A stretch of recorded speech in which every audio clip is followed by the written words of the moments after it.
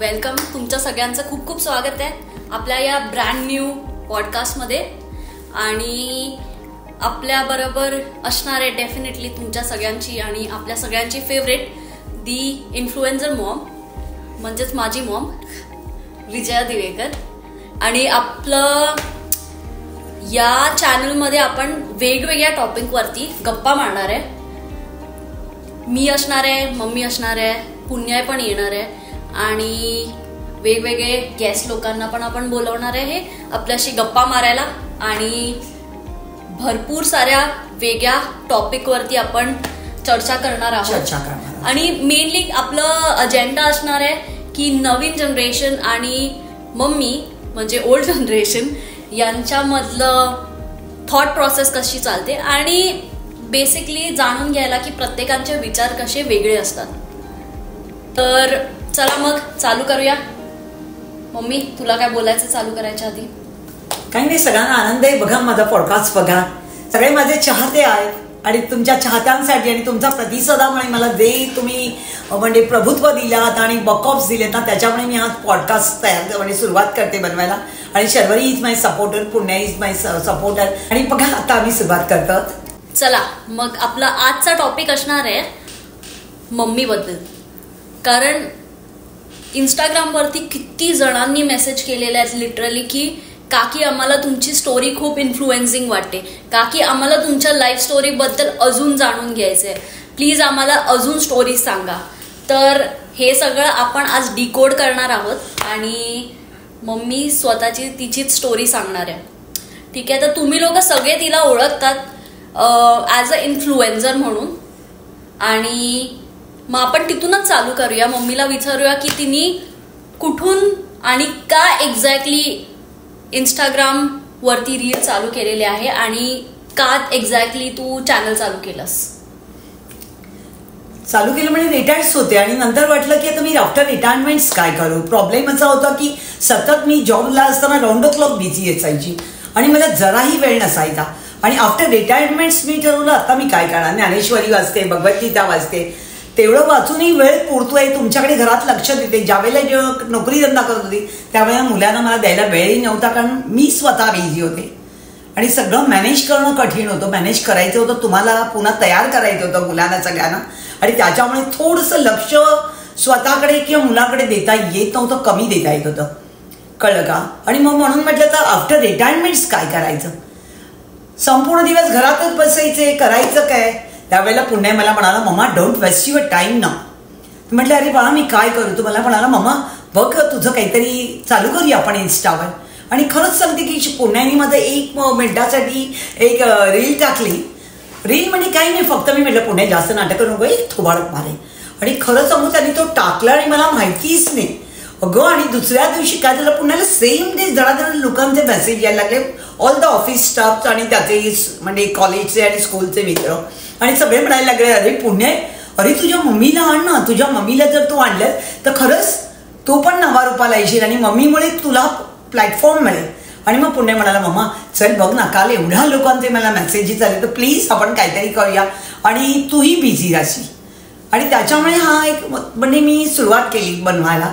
आणि बघितलं तर खरंच की मला ज्या 8 दिवसात जो प्रतिसाद मिळाला ना, त्यावेळेला मला असं वाटलं की अरे देवा, मला काहीतरी करायला पाहिजे. जर काहीतरी करायला पाहिजे की लोकांना जर एवढा आनंद मिळत असेल तर मी माझी कला का दाखवू नये, माझं कर्तृत्व वक्तृत्व का सगळ्यांना दाखवू नये. आणि म्हणून मग मी सुरुवात केली. आणि खरंच सांगते, पुण्याने मला बनवून दिलं, सगळं रेडी करून दिलं आणि आता पुण्या लंडनला. आणि याच्यावर एकदम फन फॅक्ट ऍड करायचं झालं तर मम्मी इथे आल्यापासनं तिचे फॉलोअर्स डबल झालेले आहेत. म्हणजे इंडियामध्ये असताना तर तिला असं एकदम रस्त्यावरती चालताना पण लोक पकडायचे. तर आता आम्हाला माहिती नाही परत गेल्यावरती काय होणार आहे. मम्मीसाठी तर वाटतं एकदम लोक एकदम गागा होणार आहेत. सो आम्हाला पण एक्साइटमेंट आहे आता मम्मी इंडियाला आल्यावरती एक्झॅक्टली काय काय होतंय. मग तुम्हाला अजून मस्त अजून चांगले स्टोरीज ऐकायला भेटणार आहेत.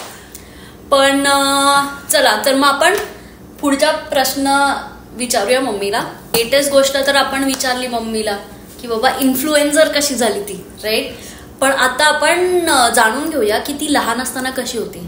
म्हणजे तुम्ही लोकांना सगळ्यांना इतकं मम्मी इतकी क्यूट अडॉरेबल अशी वाटते, पण लहान असताना मम्मी एक्झॅक्टली कशी होती ते मम्मीलाच विचारूया आपण. मम्मी लहान असताना मी एकदम सिंपल आणि साधी होते ग. कारण काही बाळकडूच जे मिळालं ते अत्यंत प्रेमाचं मिळालं. आणि बाळकडूमध्ये आई ही माझी एकदम मायाळू होती. तिने आम्हाला इतकं सुंदर शिकवण दिली ना, की आईने जी दिलं ना कोचिंग ते अत्यंत सुंदर दिलं ग. आणि आज मी तुम्हाला तेच कोचिंग दिलेलं. आईने सांगितलं बाळा की छानपैकी हे सुंदर हा जन्म मिळालेला आहे, हा जन्म वारंवार आपणाला मिळत नाही ग, पण तुम्ही चांगलं करा. आणि आईने प्रत्येक क्षणाची चाऊल करून दिली की बघा की वाईट वेळ आल्यानंतर तुमच्याकडे काय कला हवी, तुम्ही कठीण प्रसंग आला तर तुम्ही त्याला सामोरं कसं द्यायला पाहिजे, आणि प्रत्येक सुखामध्ये पण आपल्याला कसे सुख भोगता येईल आणि दुःखामध्ये पण आपण कसे दिवस काढू शकेल हे आईने पहिलंच आम्हाला रिअलाइज करून दिलेलं होतं. आणि त्यामुळे आईने एवढं कणखर बनवलं ना शरीर, टू बी स्ट्रॉंग बनवलं. आणि प्रत्येक गोष्ट आईने आम्हाला शिकवली ग. आणि त्यामुळे आम्ही कधी आईला असं निगेटिव्ह आन्सर दिले नाही, मामा हे काय करायचं, आपण शिकतो आता, आम्ही शिक्षण घेतो, ती ही कला कशाला हवी आहे, ती कला, असं कधी म्हणजे प्रश्न विचार, नो क्वेश्चन मार्क द्या. आणि आज खरंच वाटतं की त्या माझ्या आईने आम्हाला जे शिकवलं ना, त्यामुळे आज मी या ठिकाणी बसले, या लेवलला बसले. आज मला माझ्या वडिलांनी जे चांगलं शिकवलं, चांगलं शिक्षण दिलं, एज्युकेशन दिलं.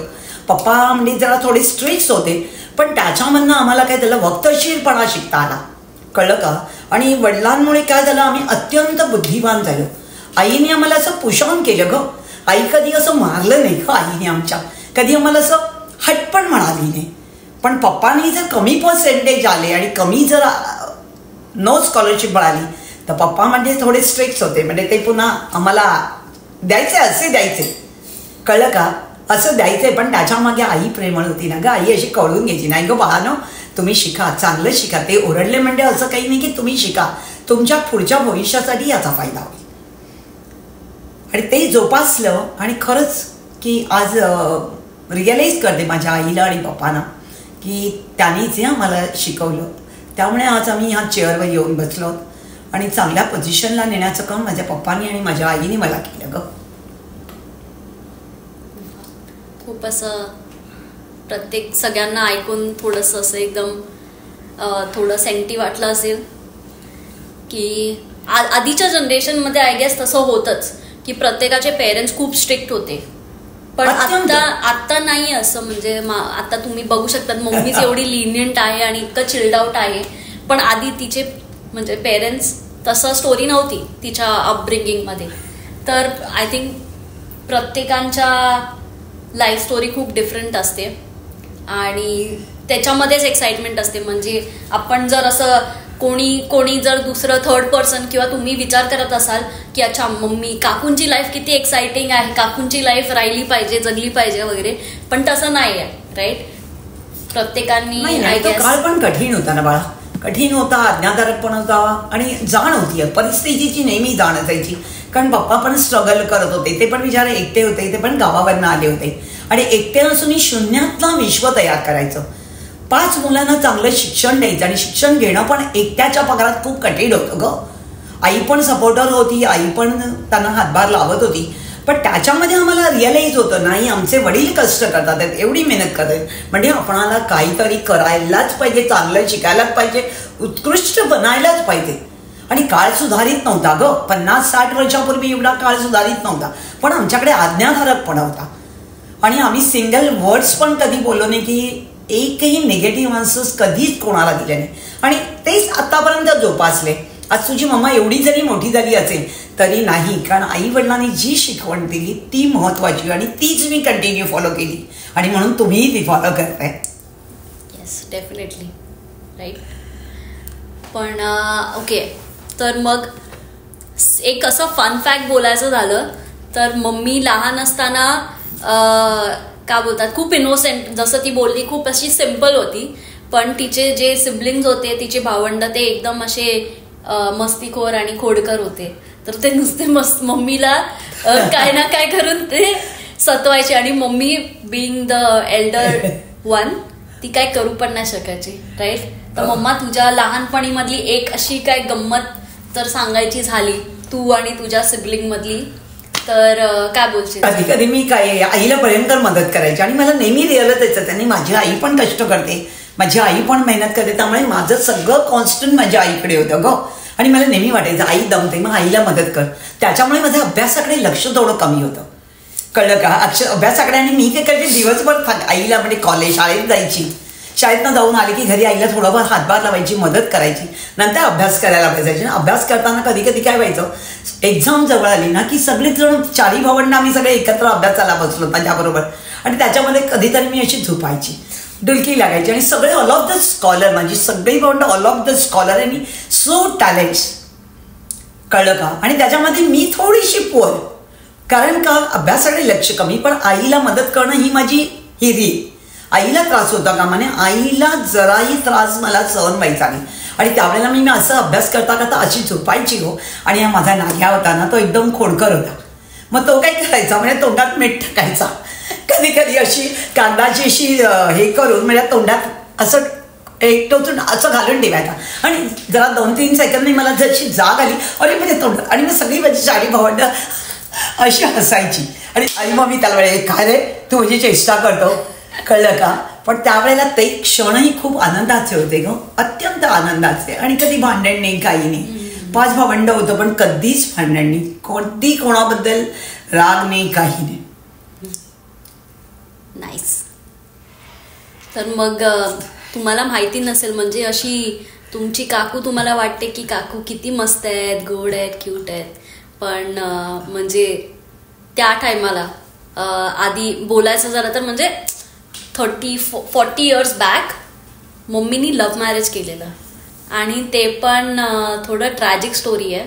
तर आय गेस तुम्हाला ऐकायला खूप मजा येईल, कारण मी आणि पुण्य नेहमी ऐकून मम्मीला छेडत असतो की मम्मीची लव्ह स्टोरी ऐकून आम्ही. तर तुम्हीच ऐका पहिलं, मग आपण त्याच्या पुढे बोलू.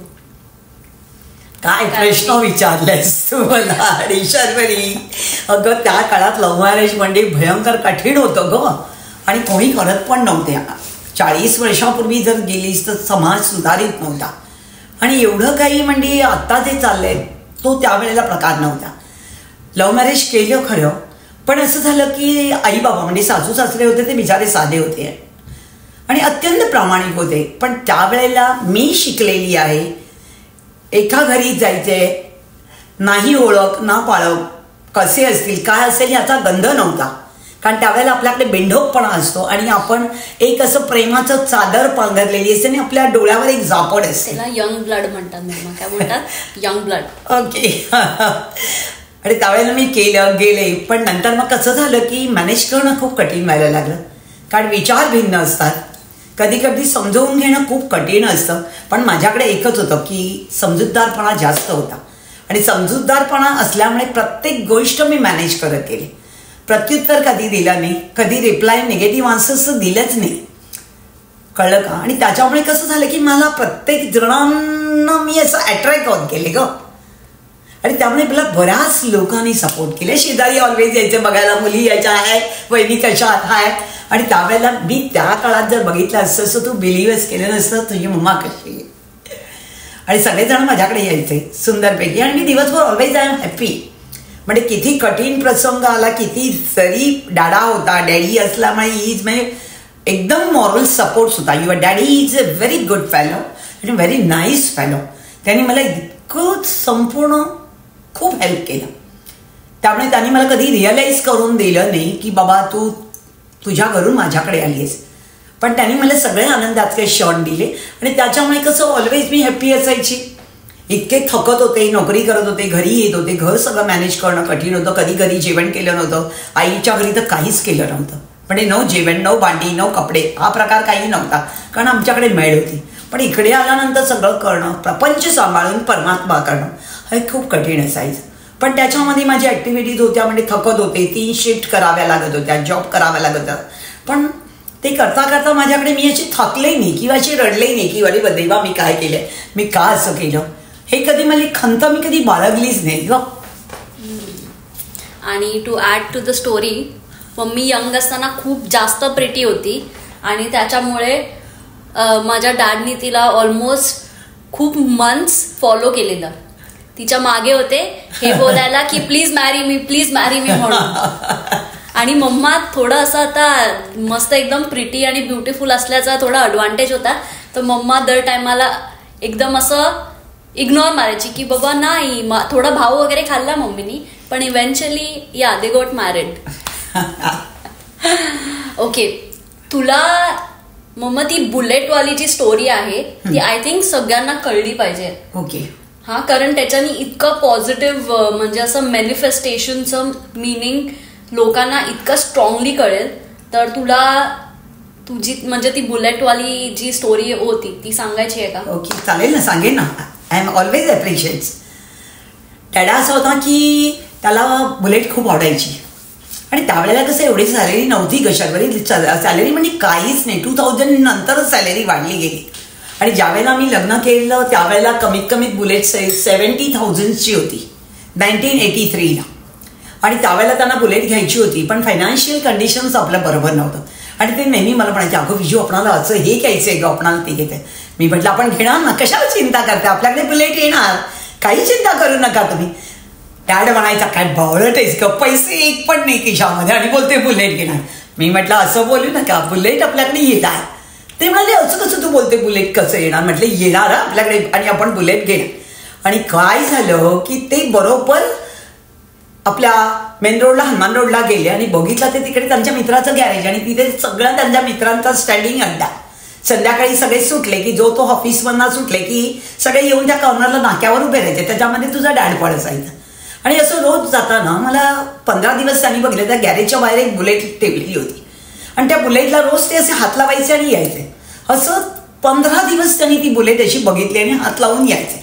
सगळ्या मित्रांच्या गाड्या होत्या, आपल्याकडे काही गाडी नव्हती आणि ती असे हात लावून यायचे. आणि एक दिवस मला म्हणाले, अगो विजू तुला माहिती आहे का तिकडे ना गॅरेजच्या बाहेर कुलकर्णीच्या अगो सुंदर बुलेट आहे, कोणाची आहे माहीत नाही आहे, पण मी रोज हात लावतो, पण ती 2 आठवडे होऊन गेले बुलेट जागेवरच उभी. मी म्हटलं तुम्ही विचारा त्याला, गॅरेजवाल्याला विचारा कोणाची बुलेट आहे, विकणार का, असं फक्त. मला म्हणे काय भावलट आहेस, काहीतरी मी जाऊन त्याला विचारू. म्हटलं माझा प्रश्न असेल की फक्त विचारा की बुलेट कोणाची आणि तो विकणार आहे का. तर ते गेले आणि त्यांनी त्याला विचारलं की अरे बाबा बुलेट्स आहे कोणाची आहे. तर म्हणाला अरे एका माणसाची, तो बाहेर गावी गेले आणि त्यांनी ही बुलेट इथे आणून ठेवलेली. तर ते म्हणायला लागलं की का रे दिवेकर काय आहे म्हणून. म्हणाले अरे असं मला वाटतं की त्याला विचार ना तू विकणार आहेस का म्हणून. तर तो म्हणायला लागला अरे त्याच्यातच 6 4 व्हीलर्स आहेत त्या माणसाकडे आणि तो मोठा बिगशॉट माणूस आहे, स्वामी भक्त आहे आणि त्याची डायमंड्सची फॅक्टरी आहे म्हणून. म्हणजे त्याचं मोठं हे आहे, म्हणजे बिझनेसमॅन आहे. पण मला विचारलं तर मी ते म्हणाले की तो म्हणाला तरी त्याला असं वाटलं ठीक आहे मी तुझ्यासाठी प्रश्न टाकतो. आणि दुसऱ्या दिवशी तो माणूस गाडी न्यायसाठी आला आणि मग त्यांनी त्याला सांगितलं अरे ही गाडी तू इतके दिवस ठेवली आहेस इथे. तर तो म्हणाला अरे माझ्याकडे 6 गाड्या आहेत, मला गाडीची काही आवश्यकता नाही, पण मी म्हणजे एक शो म्हणजे एक हॉबीज म्हणून ती घेतली आणि ती गाडी मी चालवण्याचं हे केलं. पण मला वेळ नाही कारण माझ्याकडे 4 व्हीलरच एवढे आणि ही गाडी घेतली, पण ही गाडी अशीच पडू नये म्हणजे मी काही जास्त ती युटिलाइज करत नाही आहे कारण मला 4 व्हीलर आमच्या बिझनेससाठी महत्त्वाची असते. तर त्यांनी विचारलं की का. तर तू म्हणाला अरे माझा एक मित्र आहे खूप गरीब आहे, त्याला ती गाडी हवी आहे, तो सारखा येऊन तुझ्या गाडीला हात लावतो आणि रोज म्हणतो की विकणार का, विचार ना. तर त्याच्या पण तो दैवगती अशी त्या माणसाने सांगितलं बोलव त्याला माझ्या घरी, हा माझा नंबर घे, फोन नंबर, आणि मला भेटायला सांग माझ्या घरी. तर तिथेच दीक्षित रोडलाच राहत होता तो मुलगा ज्या माणसाची गाडी होती.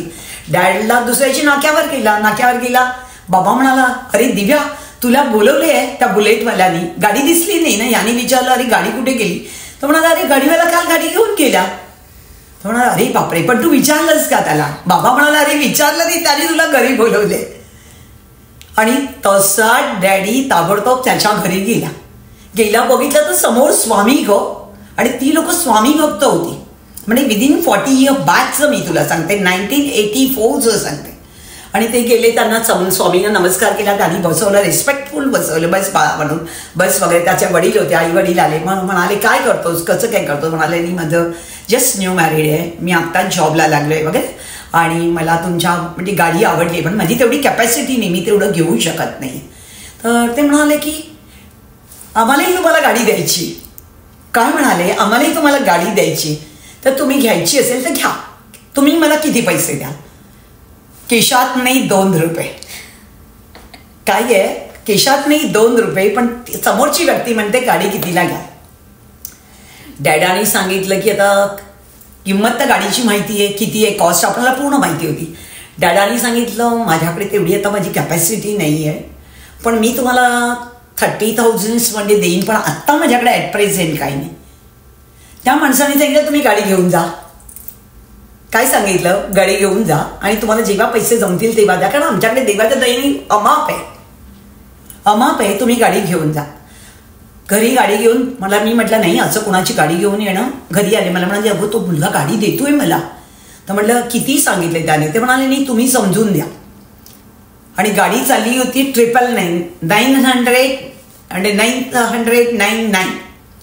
999 किलोमीटर गाडी चाललेली होती. गाडीचा नंबर पण होता 999.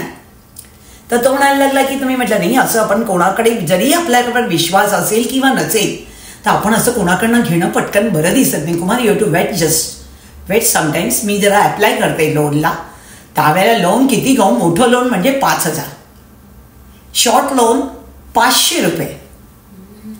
तर मी ताबडतोब लोन अप्लाय केलं आणि 5,000 रुपये मला लोन मिळालं. कळलं का. आणि नेमकं दिवाळी आलेली होती आणि दिवाळीचा बोनस मिळाला 1,000 रुपये. म्हणजे माझ्याकडे कलेक्ट झाले 6,000 रुपीज. कळलं का. आणि मग एका माझ्या मैत्रिणीला मी म्हटलं अगं विमल असंच ना माझ्या नवऱ्याला गाडी आवडली आहे गं, पण माझ्याकडे तेवढे पैसे नाही. ती मला म्हणाली अरे साहेबांना गाडी हवी आहे का. म्हणजे तुझ्या डॅडीला ती ऑलवेज साहेब म्हणायची आणि नेहमीच सॅल्यूट्स मारायची नेहमी. मी म्हणायची अगं he is a ordinary person. तर वाय यूज म्हणजे त्यांना हे करतेस तू नेहमी सॅल्यूट्स म्हणते. नाही he is a big fellow असं ती नेहमी म्हणायची. He is a big fellow तुझ्या डॅडला बघू. ताबडतोब दुसऱ्या दिवशी तिने मला 10,000चं बंडल आणून दिलं. किती 10,000. मी 16,000 माझ्याकडे कॅश आली आणि तिसऱ्या दिवशी नेऊन त्यांना 16,000 आपण दिले. आणि ते म्हणाले बाकीचे तुम्ही नंतर आम्हाला केव्हाही द्या. गाडी आपल्याकडे दिवाळीत आली, त्याची पूजापाठ केली आणि नंतर मग 3 महिन्यामध्ये त्यांना 5,000 आपण देऊन त्यांचे पैसे इक्वल करून टाकले. कळलं ना. मग डॅड म्हणायला लागला अगं तुला काही स्वप्न पडतं का गं. म्हणजे तू म्हणायची येईल गाडी, येणार आपल्याकडे येणार. मी म्हणायचं काय बावळटेस कुठे आपल्याकडे पैसे नाही काय गाडी म्हणते येणार. पण गाडी आली. आणि ऑलवेज थिंकिंग द पॉझिटिव्ह. ती परमेश्वराची कृपा असते आणि वास्तू नेहमी तथाच तू म्हणते. कळलं ना. त्यावेळेला आपण नेहमी शुभ बोलावं, शुभ वर्तावं. वाईट बोलण्याचा अधिकार आपणाला नाही आणि वाईट आपण केव्हाही बोलू नये. आणि हे डॅडला रिअलाइज झालं आणि मग ती गाडी आल्यानंतर त्याला इतका आनंद झाला. आणि मग आपल्याकडे प्रत्येक म्हणजे गाडी आल्यानंतर प्रत्येक नवीन आपण घेत गेलो आणि कसं बचत करत थोडं घेत. एकदम की आपण श्रीमंत झालो नाही, पण त्याच्यासाठी पण कालावधी गेला, कष्ट करावे लागले, मेहनत करावी लागली आणि काटकसर करूनच आपण इथपर्यंत गाडी सगळी मोठी केली. आणि फॅमिली पण मोठी होती. तुला माहिती आहे आजी आजोबा होते, काका होता, आपण 4 जण होते, आत्याची 2 मुलं होती. तेवढ्यानं सगळ्यांना पुलावून करत पुढे सरकायचं होतं बाळा. नाईस. तर तू जे बोललीस ना असं एकदम स्वप्न पडायचं किंवा असं किती एवढं पॉझिटिव्ह विचार करणं किंवा होणार बोलणं, तर त्याला एक टर्म आहे मॅनिफेस्टेशन म्हणून. ओके ठीक आहे. मॅनिफेस्टेशन म्हणजे आपण सारखं बोलत राहायचं की हां हे काम होणार माझं, ते काम होणार, माझ्याकडे हे येणार ते येणार. आपण जे बोलणार कॉन्स्टंटली बोलत गेल्यानंतर ते तुझ्या टर्म मध्ये पॉझिटिव्ह व्हायब्रेशन जनरेट होतं. राईट. तर त्याला मॅनिफेस्टेशन बोलतात. आणि mummy is a very good example of manifestation because तिने आधीपासनं म्हणजे तुम्ही तिला काही येऊन बोला की काकू मला हे हवंय, ती लगेच तुमच्यासाठी मॅनिफेस्ट करून तयार होईल की अरे होणार तुझं काम होणार म्हणून. सो इन अ वे बोलायचं झालं तर मम्मी फक्त स्वतःसाठी नाही पण प्रत्येकासाठी ती तसंच पॉझिटिव्ह विचार आणि तसंच मॅनिफेस्ट करते की बाबा होईल काम, सगळ्यांचं होईल म्हणून. नाही सगळ्यांचंच. मी नेहमीच ईश्वराकडे नेहमीच प्रार्थना करते की हे ईश्वरा सर्वांना चांगलं करे, हे ईश्वरा सगळ्यांना सुखी ठेव, सगळ्यांना सुखात आनंदात ऐश्वर्यात ठेव, सर्वांचं भलं कर, कल्याण कर, रक्षण कर आणि तुझे गौण नाव मुखात अखंड राहू दे. हे नेहमीच सद्गुरूंची प्रार्थना मी म्हणते. आणि सगळ्यांसाठी देव काय म्हणतो की आधी दुसऱ्यांचं चांगलं करायला शिक, दुसऱ्यांसाठी प्रार्थना करायची. आणि जेव्हा दुसऱ्यांचा तू विचार करशील तेव्हा परमेश्वर आपला विचार करतोच ग. तो आपणासाठी देतो, पण आधी दुसऱ्यांचं चांगलं चिंतावं. कळलं ना? आणि म्हणूनच आहे की शुभ बोलावं. भज गोविंदम भज गोपालम. तर मग एवढं मॅनिफेस्ट करायचं आणि एवढं पॉझिटिव्ह राहण्याचं तुझ्याकडनं कुठून आलं? हे कोणी सांगितलं तुला की बाबा एवढं पॉझिटिव्ह विचारच करत राहायचा, विचारच करत? आईकडनं शिकले ना ग. आई पण माझी गावावरनं आली होती ग. आई पप्पा दोघेही गावावरनं आले होते मुंबईमध्ये. कळलं का? आणि आई पण म्हणजे त्या काळामध्ये जर बघितलीस तर गावावरनं येऊन मुंबईत बस्तान मांडायचे आणि त्याच्यामधनं आपलं सगळं घरदार बांधायचे, बनवायचे आणि त्याच्यामधनं आपले विचार पण कसं करायचे काय हे आईकडनं मी जास्त शिकले गेले. आणि आई नेहमी म्हणायची अगं पॉझिटिव्ह. म्हणजे आईला बघितले प्रत्येक क्षणाला आईने जे कष्ट केलेत ना ते कष्ट आधी माझ्याला म्हणजे माहिती आहे. पप्पाने जे कष्ट केलेत ते माहिती आहे की त्यांनी आमच्यासाठी काय केलं हे मी स्वतःच्या डोळ्यांनी आमच्या बघितलेले. कळलं ना? आणि त्यांचे कृपा आशीर्वाद आम्हाला मिळालेले. कृपा आशीर्वाद लागतात ग, नुसतं असं बोलून नाही चालत. कळलं ना? कृपा आशीर्वाद नसतील तर तुम्ही पुढे काही करू शकत नाही. आणि नेहमी आईकडनंच पॉझिटिव्हिटीच माझ्याकडे आली. आईला कधीतरी म्हणायची आई तुला राग येत नाही का? आई म्हणाली अगं राग येऊन उपयोग काय? क्रोध कशाला काय? क्रोध आला तर विनाशकाले विपरीत बुद्धी. तुम्हाला राग केव्हा येतो? तुमची बुद्धी कुबुद्धी का होते तेव्हा तुमच्या रागावर जर तुम्ही कंट्रोल केलं नाही, रागावर जर तुम्ही नियंत्रण ठेवलं नाही तर तुम्ही लाखाचे खाक करणार. आईला मी म्हणायचं असं का? आई म्हणाली रावणच बघ ना. रावण महाबलाढ्य महाशक्तिशाली लंकेश्वर, ज्याचं लंका चोऱ्याची लंका ज्याची, तो लंकेश्वर लंकाधिपती, ज्याने शंकरावर रोज सहस्र कमळांचा अभिषेक करायचा, त्याच्याशिवाय अन्न म्हणजे ग्रहण किंवा पाणी कधीही प्यायला नाही. इतकं त्याने तपश्चर्या केली आणि शंकराला प्रसन्न करून घेतलं, वरदहस्त मिळवला. त्या रावणाला दुर्बुद्धी का सुचावी, का राग यावा? आणि म्हणूनच आईने सांगितलं, आईने मला असे छोटे छोटे फिलिंग द ब्लँक्स दिलेले. पुणे त्या दिवशी मला म्हणाला की तू फिलिंग द ब्लँक्स व्यवस्थित करू शकतेस. कळलं ना? पुण्याने वर्ड्स काय वाढलं की मम्मा तुझ्याकडनं फिलिंग द ब्लँक्स. तर नाही, हे मम्मानी आम्हाला प्रत्येक ह्याची उदाहरणं दिली की असं केल्यानंतर हे होतं, हे केल्यानंतर हे होतं. म्हणून राग करू नका, ऑलवेज पॉझिटिव्ह राहा. आणि आईकडनं आम्ही रागावर कंट्रोल कसं करायचं हे आईने शिकवलं. जिभेवर साखर ठेवा, डोक्यावर बर्फ ठेवा. जर तुम्ही तसं ठेवला तर तुमची आयुष्याची गाडी तुम्ही सुरळीत पार पाडू शकाल. हे आईने बोधवाक्य दिलेले आहे ग. आणि खरंच त्या माझ्या आईचे मी शतशः ऋणी आहे, शतशः. आणि मी देवाला नेहमी सांगते, परमेश्वरा अरे मला काय सुंदर आई दिली रे, खरंच सांगते. आणि तिची कृपा होती म्हणून आज आम्ही इथपर्यंत येऊन पोचलो. आणि ते पण बॅलन्स सांभाळणं खूप गरजेचं असतं, लक्षात ठेव. तेव्हा तू असं मदर झाली, मम्मी झाली, तेव्हा तुझं काय इमोशन्स होतं आणि तुझं एक्सपिरियन्स ॲज अ मदरहुड कसं होतं? अरे बापरे, आई होणं म्हणजे अत्यंत कठीण. आणि त्यावेळेला आपली आई आपणाला रिअलाइज होते गो की आपली आई कशी असणार आहे, आपल्या आईने आपणाला कसं वाढवलं. ज्या वेळेला आपणाला मातृत्व येतं, ज्या वेळेला मी आई झाले त्यावेळेला त्या आईचं सगळी आठवण झाली जन्मदात्रा मातेची, की तिने जन्म देताना तिला किती यातना सहन कराव्या लागतील. ज्या वेळेला आपणाला यातना होतात तेव्हा आपणाला सगळं रिअलाइज होतं. बाळ झालं आनंदच होता, बेटी झालेली, पहिली बेटी धन की बेटी सगळे म्हणतात. लोक म्हणतात अरे काय झालं बेटी, आणि बेटी सच्ची धन की बेटी. आणि राणा झाली आणि तिला मग मी राणी म्हणून क्वीन म्हणून म्हणायची. आणि डॅड पण तिला क्वीन म्हणून राणी म्हणूनच तिला बोलायचं. पण खरंच ती झाली आणि मग सगळे दिवस आमचे सुखीचे यायला लागले. कधी कधी म्हणतात की बाळ झाल्यानंतर आपणाला प्रगतीपथावर नेतो, तसं ती झाली आणि प्रगतीपथावर म्हणजे सगळं पप्पाला डॅडला प्रमोशन्स मिळालं, सगळे दिवस म्हणजे चांगले गाडी आली इमिजिएटली आपल्याकडे.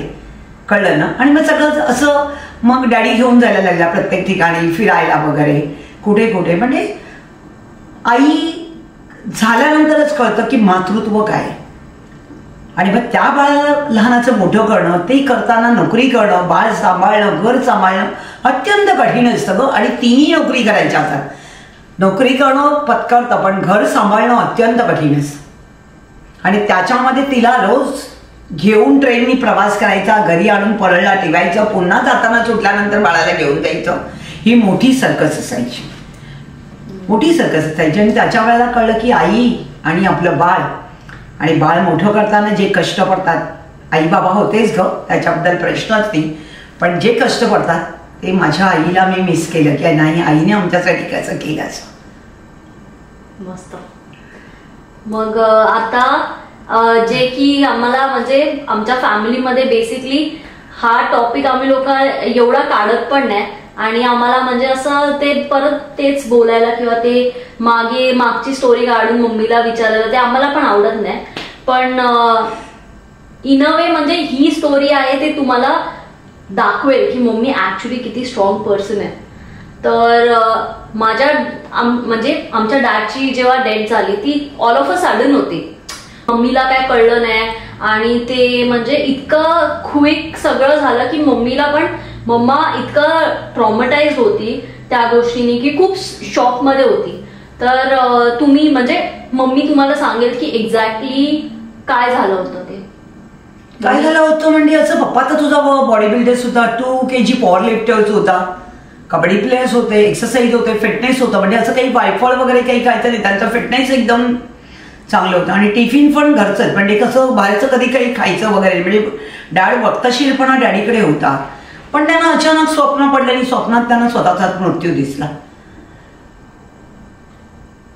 तर मी त्यांना उठवलं, ते स्वप्नामध्ये असं करत होते म्हणून मी उठवलं. तर मला म्हणाले अगं मला वाईट स्वप्न पडले. तर मी म्हटलं काय पडलं, तर मला म्हणाले अगं मला ना स्वतःला माझा मृत्यू दिसलाय.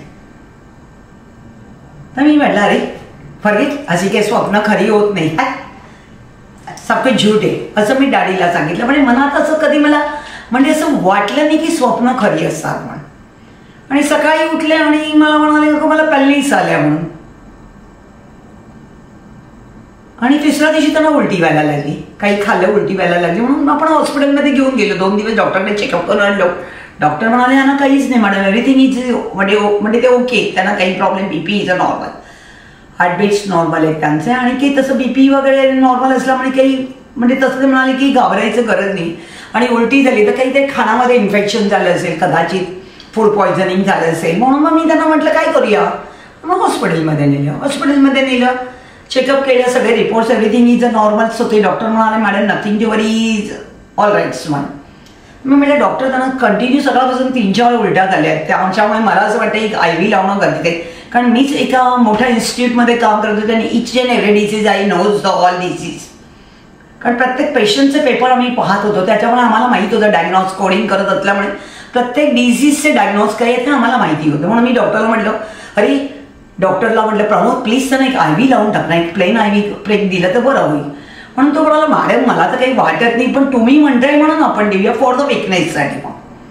आणि ज्याला पण थोडासा घाबरायचा, तो एकदम घाबरत होता, कारण डॉक्टर कधी त्यांना लागलाच नाही आणि कधी डॉक्टरने गेलेच नाही म्हणून मग मी म्हटलं IV लावलं. आणि संध्याकाळी ते मला 4ला म्हणाले अगं माझी विकेट जाणार आहे. मी म्हटलं अरे काय म्हणतोय, तर म्हणाला अरे हो म्हणे मी जाणार आहे, तुला कल्पना देतो मी. तर मी काय केलं ॲज अ जोक्स म्हणून असं हे केलं, म्हणजे दुर्लक्ष केलं. म्हणजे काहीतरी बोलू नको, मी मॉरल सपोर्ट दिला, अरे you is okay, nothing to worry, you is fit and fight, तू स्ट्रॉंग एकदम, तुला काही होणार नाही, कशाला घाबरतो. 7:30ला मला पुन्हा त्यांनी सांगितलं की विजू नाही मला माझी विकेट खरंच जाणार आहे आणि हे सगळं तुला आता सांभाळावं लागेल. आणि पुण्याला बी केअरफुल तू सांभाळ की डोंट गिव्ह टू पुण्याज एव्हरीवन, कोणाच्याही हातात त्याला द्यायचं नाही. आणि लक्षात ठेव आता मला म्हणजे माझी विकेट खरंच जाणार आहे. रात्री 12ला म्हणाले नाही गो की तू इथे थांबलीस म्हणून माझा म्हणजे तू इथे थांबलीस ना म्हणून तो माणूस माझ्या जवळ येत नाही. तर म्हटलं कोण माणूस, हु इज दॅट फेलो, कोण नाही, नोबडी इज देअर, ऑल पेशंटचे रिलेटिव्ह होते. त्याच्यामुळे मी पण असं म्हटलं अरे काही नाही, डॉक्टरला म्हटलं नाही झोपेची खूप टॅबलेट्स द्या बघूया, म्हणजे झोप तरी लागेल. आणि म्हणून त्यांना टॅबलेट्स दिली. मामा पुण्यात होता, मामा म्हणाला तू घरी जातो पण थोडं रेस्ट घे, कारण पुण्याला पाहिलंच नव्हतं that time, Pune was 3 months only. म्हणून घरी गेले आणि विदिन 1.5-2 तासात फोन आला मामाचा की तू ये. केले बघता तर you was loss. Doctors mummy collapse झाले, मामा कोलॅप्स झाला. मामाला काही एक्सप्लेनेशन मला देता आलं नाही. डॉक्टर्स सगळे समोर आले, डॉक्टर्स मला ओळखत होते, प्रत्येक staff, each and every staff मला आय नोज, म्हणजे त्यांना माहिती होते की मॅडम आहे म्हणून. त्याच्यामुळे माझ्यासाठी तो सडन शॉक होता. आणि एवढ्या मोठ्या माणसाला की ज्याचे रिपोर्ट सगळे नॉर्मल आहे आणि तो असं जातो म्हटल्यानंतर दॅट इज द सस्पेक्टेड. त्याच्यामुळे माझ्यासाठी ती शॉकिंग न्यूज होती आणि त्या शॉकमधून आता मी 15-16 वर्ष बाहेर पडलेच नाही ना, पडलेच नाही. आजही मी समजते की डॅडी आहे, इज अ प्लेअर, ते प्रत्येक वेळेला बाहेरगावी खेळायला देते. बँकेचे इंटर बँक टुर्नामेंट्स असेल तर प्रत्येक वेळेला त्यांना बाहेर जावं लागायचं. त्याप्रमाणे मी समजते ते आता आहेत, बाहेरगावी गेले, खेळायला गेले, 8 दिवसांनी येणार, 4 दिवसांनी येणार, मला भेटतात. आणि त्या भ्रमाच्या ह्याच्यावर मी आजपर्यंत माझी गाडी एवढी पुलावून केली म्हणजे कसं, डाडा आहे तो बघतोय, मला सगळ्या बाजूनी बघतोय आणि एक माझ्या मनात भीती आहे की ते आहेत, ते मला बघतात. मी कुठली गोष्ट करताना योग्यच करायला पाहिजे, मी खोटी गोष्ट करून चालणार नाही, हा माझ्याकडे ठाम दृढ विश्वास आहे की तो आहे, तो मला बघतो आहे. आणि त्या भरोशावर मी आज गाडी इथपर्यंत पुलावून केली. लोक हसत होते, म्हणत होते की समाज सुधारित नव्हता. लोक म्हणत होते अरे काय बाई डोक्याला टिकली लावते, काय बाई असं करते, काय बाई लिपस्टिक लावते. पण मी cannot give the single reply. That time my time is very very bad. त्याच्यामुळे मी कोणाची काही कमेंट्स करू शकले नाही, कोणाला रिप्लाय दिलाच नाही का, कारण दुःख प्रचंड पाठीची होतं. तुम्ही एवढी सगळी छोटी छोटी होतात आणि तुम्हाला मोठं करणं होतं, आजी आजोबा जबाबदारी होती, तर मी कोणाला रिप्लाय देऊ आणि कोणाच्या तोंडाला का लागू. कारण ते जर मला एक शब्द बोलले तर मी 2 शब्द बोलणार, माझे 2 असतील तर त्यांचे 4. त्यापेक्षा कमेंट्स काही करायचंच नाही. हे आईने दिलेला माझा धडा आहे, आईने मला दिलेला धडा आहे. वेळ संपली पण वेळ जाणं अत्यंत कठीण होतं आणि ती वेळ म्हणजे कोणालाही नको, वैद्यालाही नको. परमेश्वराला मी नेहमी सांगेन, देवा सर्व सुख दे पण असं दुःख कोणाला कधीही देऊ नकोस. मग तुझा experience as a single parent आणि ॲज अ सिंगल मॉम कसं होतं आणि तुझी जर्नी कशी होती? जर्नी म्हणजे माझी स्ट्रगल करतच गेली ना. म्हणजे स्ट्रगल म्हणजे कसं कष्ट होते ग. कष्ट केल्याचे घड्याळाचा काटा जसा धावतो तशी मी धावत होते. धावत कशी होते म्हणजे सकाळी तुमचं सगळं टिफिन करा, ऑफिसला जा, पुन्हा या लंच अवर्समध्ये या घरी जेवा, पुन्हा पळत जा, पुन्हा संध्याकाळीकडे 3ला घरी सुटल्यानंतर ताबडतोब दुसऱ्या जॉबला जा. आई आजोबा इज माय मॉरल सपोर्ट्स होते की आई बाबांनी पण मला खूप सपोर्ट केला. मी शतशः त्यांची पण आभारी आणि ऋणी आहे. आणि त्यांचे ब्लेसिंग तर आहेतच तुमच्या पाठी, कारण ते होते म्हणून ते घर सांभाळत होते आणि ते घर सांभाळत होते म्हणून मी नोकरी करू शकत होते. हे मला वारंवार मला रिअलाइज आहे की ते होते म्हणून मी आजपर्यंत इथपर्यंत गाडी माझी आखली गेली. आणि तुमच्या पाठी ते सतत असे छायेसारखे पाठी होते. तुम्हाला ट्युशनला न्या, आणा, तुमच्या पाठी राहा. पर्सेंटेज कमी मिळाले असेल तर मला सांगा. आजी नेहमी सांगायची, बाळा बघ जरा चेक यांची नोटबुक चेक कर, तुझा तर काही प्रॉब्लेम्स आला नाही तर everything is you is right, you is so talent. त्यामुळे मला कधी तुझी नोटबुक चेक करावी लागलीच नाही, कळलं का. दिदीची लागली नाही, डॉलमाईची पण लागली नाही. डॉलमाई थोडीशी वीक होती पण काही नाही, पण ऑल ऑफ ठीक होते सगळे. फक्त पुण्याच्या पाठी घसघस करावं लागत होतं. त्याला प्रचंड त्याच्या पाठी लक्ष द्यावं लागत होतं. तुमच्या पाठी मला कधीच लक्ष द्यावं लागलं नाही. पुण्याच्या पाठी लागावं लागायचं. पुण्यात अभ्यास कर रे कारण पुण्यात थोडा द्वाड होता, थोडा मस्तीखोर होता आणि मुली नेहमी हॉनेस्ट असतात आणि मुलं थोडीशी नटखट असतात. चला मग आपण या नोटवरती आपण एक मम्मीला जो युनिव्हर्सल क्वेश्चन सगळे आपल्या पेरेंट्सना विचारतात की तुझा फेवरेट चाइल्ड कोण आहे? असं सांगणं कठीण आहे. आईला असा प्रश्न विचारणंही कठीण आहे. तुम्ही मम्मीला बायस नाही व्हायचंय. आणि असं काय की आईने एकाच उदरातनं 4 मुलांना जन्म दिले. 4ही मुलं आईसाठी चांगली आहेत. कंपेअर करून चालणार नाही म्हणू नकोस की त्याच्यातलं आवडतं मूल कोण आहे. 4ही मुलं माझी आवडते असं काही नाही. आईला सगळी आनंदकडे. बघा मी फेवरेट आहे पण ती ऍडमिट करणार नाही कारण बाकीच्यांना तिघांना वाईट वाटेल ना. तर आपण मी असंच पकडून चालते मी फेवरेट आहे. नाही, you is honest, you is honest, you is really sincere and honest and really I am proud of you. Because की आज आम्ही अमेरिकेला किंवा मी आज कॅनडामध्ये आहे ते शर्वरीमुळे. आज ते शर्वरीमुळे मी इथपर्यंत येऊन पोहोचले की माझ्या मुलीवर मला अत्यंत गर्व आहे आणि ती माझी शान आहे. आणि ऑलवेज आय एम सेज की I am really proud of you. देवाला नेहमी मी सांगते की देवा मला 4 मुलं दिली आणि एक से बडकर एक आहे. कोणाबद्दल मी सांगणं म्हटल्यानंतर एक से बडकर एक आहे. आता आम्हाला चौघांना पण एक वर्ड मध्ये आम्हाला डिफाईन कर. कसं डिस्क्राईब करशील? एक वर्ड. दीला एक वर्ड मध्ये जर तुला बोलायचं, दीदी इज माय पिलर.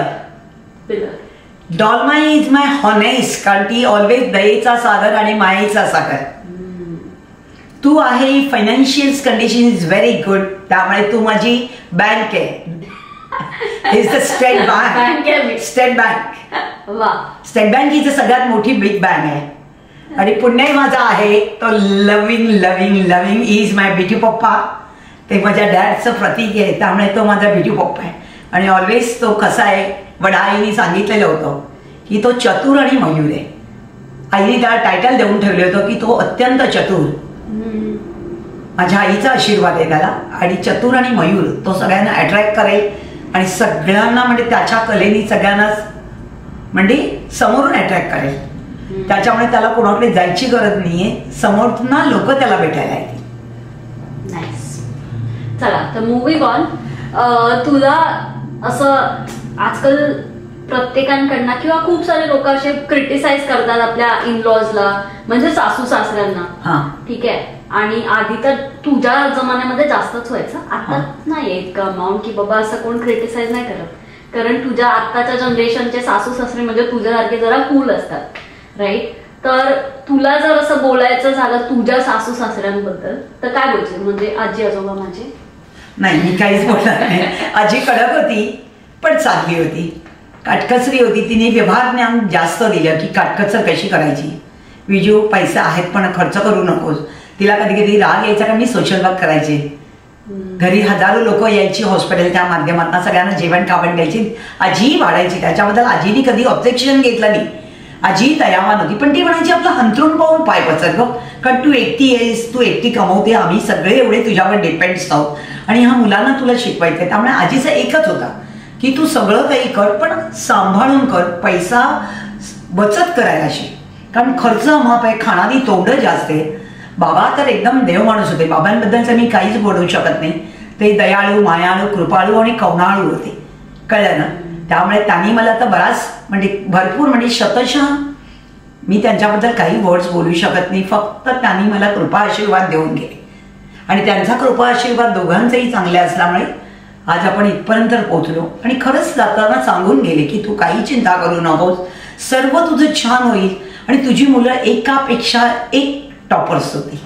आणि फक्त एकच वाईट वाटलं की आज आई नाहीये, कारण आईला तुझ्याबरोबर अमेरिकेला यायचं होतं. आणि आजी नेहमी सांगायची गो विजू मी तिच्याबरोबर जाईन, गो विजू मी तिच्याबरोबर जाईन. म्हटलं आई तुम्ही तिकडे जाऊन काय कराल, लँग्वेजचा प्रॉब्लेम आहे, तुम्हाला इंग्लिश येणार. आई म्हणाली काही हरकत नाहीये, मी जाऊन तिची भांडी असेल, कचरा काढेन, तिला जेवण छान छान बनवून देईन. हे आजीचं स्वप्न होतं. तेवढंच फक्त मला वाईट वाटलं की आई पाहिजे होती, आई तुझ्याबरोबर आली असती. फन स्टोरी की माझी आजी होती ती म्हणजे 95 ची जेव्हा होती तेव्हा पण ती एकदम स्ट्रॉंग होती. आणि मला ना जेव्हा मी ग्रॅज्युएट झाले तेव्हा मला कॅम्पस थ्रू बँगलोरमध्ये मला लागलेला जॉब. ओके. आणि माझी ट्रेनिंग होती 3 मंथची तिथे. सो मम्मी कन्व्हिन्स नव्हती होत, कारण माझ्या जे दोन्ही मोठ्या बहिणी आहेत त्यांचं जस्ट लग्न झालं होतं. दोघींचं विदिन 6 मंथ दोघींचं लग्न झालं होतं.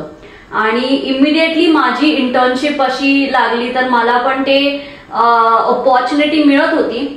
पण मम्मी अगेन्स्ट होती की नाही जायचं. तर त्यावर माझी आजी मम्मीला एकदम रेबल होऊन सांगते की नाही तिला जाऊ दे, मी जाणार तिच्या बरोबर. आणि तेव्हा माझी डॉग पण होती जिमी नावाची. ठीक आहे. तर आजीचं कॉन्फिडन्स की तू मी आणि जिमी आपण जाऊ, काय नाही तू जा दिवसभर कामाला जा, मी जिमीला बघेन, मी जिमीला सगळं पॉटीला टॉयलेटला खाली घेऊन जाईल, तू टेन्शन नको घेऊ. आणि मी सगळं जेवण वगैरे पण बनवीन, घर सगळं क्लीन करीन. आणि आजी होती 90+, पण तिच्यात इतका कॉन्फिडन्स होता की नाही मी सगळं करीन. आणि मम्मी आणि आजी in a way Tom and Jerry सारखे होते, नुसते फाईट करत बसायचे, नुसते फाईट. पण फाईट झाल्यानंतर इमिडिएट नेक्स्ट मोमेंट दोघं विसरून पण जायचे आणि परत अरे भरत मिलाप व्हायचं त्या दोघांचं. त्यांचं ट्युनिंगच वेगळं होतं. तर त्यामुळे ते एक असं खूप फन मोमेंट आणि फन लाईफ होत, आमचे मेमरीज आहेत तसे. तर ठीक आहे. आता मुव्हिंग ऑन. मम्मा, तुला मोस्ट ऑफ द लोक जे ओळखतात ते तुला ऍज अ सोशल वर्कर आणि पर्सन जे की कंटिन्युअस अशी मदत करते.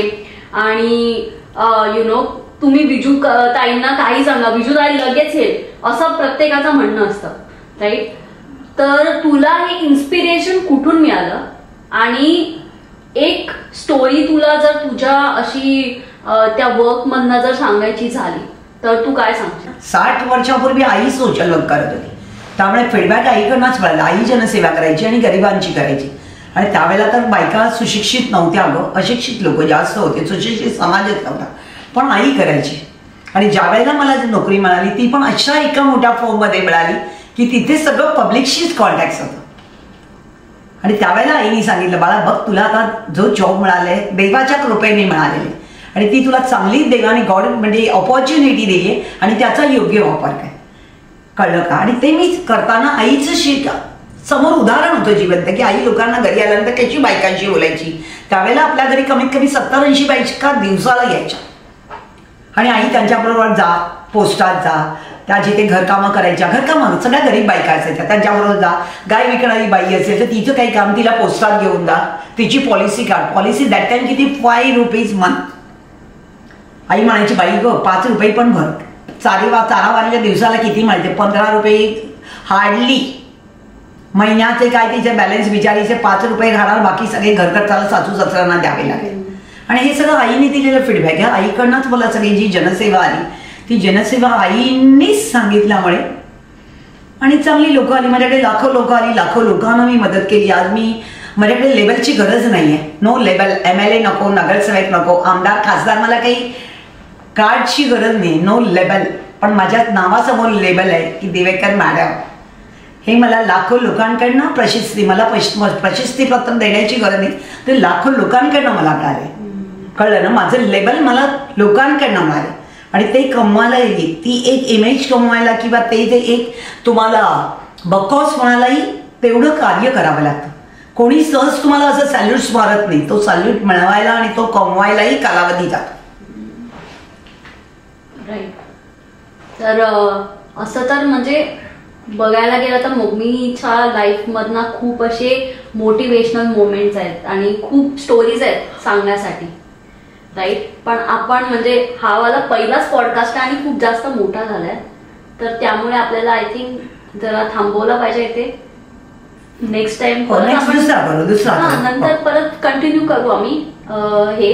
पण टू क्लोज विथ, म्हणजे व्हिडिओ संपायच्या आधी तुला काय मेसेज सगळ्यांना द्यायचंय का? कारण म्हणजे आता आमची जी जनरेशन आहे बेसिकली थोडी अशी जरा अतरंग जनरेशन आहे, राईट? तर तुला असं काहीतरी असं मॅच्युअर ॲडवायझर द्यायचं असेल तर काय देणार? नाही, थोडंसं काही आहे की आता पाठची पिढी तुमची आहे ना, त्यांनी पुढच्या पिढीचं थोडं तरी उल्लंघन करावं. सगळं पिकअप करू नका, सगळं पिकअप करण्याची गरज नाही, पण हॉनेस्ट राहा. हॉनेस्ट आणि वक्तशीरपणा सांभाळणं गरजेचं आहे. बघा, नोकरी करताय, सगळं काही आहे, बुद्धिमत्ता आहे, चातुर्य आहे, व्यक्तिमत्व आहे, सगळं काही आहे. पण लक्षात ठेवा की समोरच्याला ओळखायला शिका. आपण अत्यंत मोठे आहोत म्हणून खालच्या माणसाला तुच्छ लेखणं ही बरोबर नाही. तेव्हा बघा, प्रत्येकाला परमेश्वराने बुद्धिमत्ता दिलेली आहे, कळलं ना? प्रत्येकाची एक लेबल दिलेली आहे परमेश्वराने. ज्याच्याकडे बुद्धिमत्ता आहे तो बुद्धिवान आहे, पण ज्याच्याकडे नाही म्हणून त्याला तुच्छ लेखू नका. गरीब आहे म्हणून त्याला तुच्छ लेखू. आणि आपण जिथून वर आलो ते कधीच विसरू नका, कळलं ना? डाऊन टू अर्थ आपण आलेलो आहोत म्हटल्यानंतर नेहमी आपण जमिनीवरच चालून चालायचे. आणि यंग जनरेशनला मी शिकवण्यासारखं काही नाहीये. त्यांना सगळे तुम्ही ज्ञानी आहात, बुद्धिवान आहात, गुणवान आहात. फक्त समोरच्याला ओळखायला शिका आणि चांगलं जेवढं घेता येईल तेवढं पिकअप करा. आणि तुझी ऍज अ इन्फ्लुएन्सर काकू म्हणून एक फेवरेट फॅन मोमेंट सांग, जे की तुला म्हणजे ती असं एकदम लास्ट मोमेंट पर्यंत तुला ती मेमरेबल राहील अशी. म्हणजे मला रस्त्यात व्हेंक्युअर मध्येच आतापर्यंत मला 57 ते 58 मुलं भेटली. सगळे दावत येतात, काकू काकू काकू, दिवेकर काकू. आणि ते माझ्यासाठी खरंच ऍप्रिशिएट असतं. देवाला मी सांगते, देवा थँक्स, खरंच थँक्स. दादरला गेले होते. दादरला एका दिवशी परळला गेले, मला 18 लोकांनी पकडलं. 18 लोक, मॅडम थांबा, आम्ही तुमचा रील बघतो, आम्ही तुमचे फॉलोअर्स. मॅडम थांबा, आम्ही तुमचा रील बघतो. किती आनंद. मी म्हटलं आवडतात का?